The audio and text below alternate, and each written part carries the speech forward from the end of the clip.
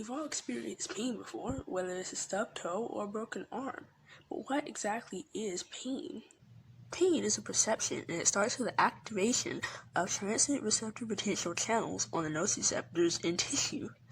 These channels can be activated by chemicals, thermal energy, or mechanical energy, and the chemicals can come from inside the body or from outside.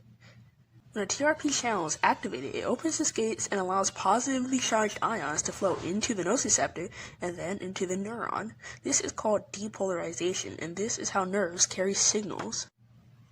After the nociceptor, the charge will travel into one of these first-order neurons. From A beta to C fiber, they go from most myelinated to least myelinated, from largest to smallest. And they respond to different stimuli. These first-order neurons will travel to the spinal cord and maybe travel up or down once, making the tract of the Sauer, where they will then synapse and turn into a second-order neuron that will travel across the spinal cord, decussate, and then ascend.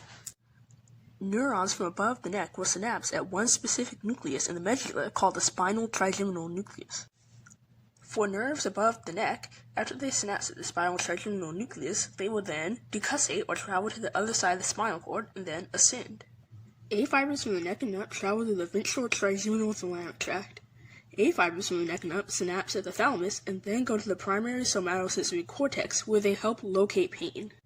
C fibers from the neck and up also travel to the ventral trigeminal thalamic tract, but they go to all kinds of different places. They go to diffuse areas of the cerebral cortex, the hypothalamus, the tectum, the reticular formation, the parabrachial nucleus, and the periaqueductal gray matter.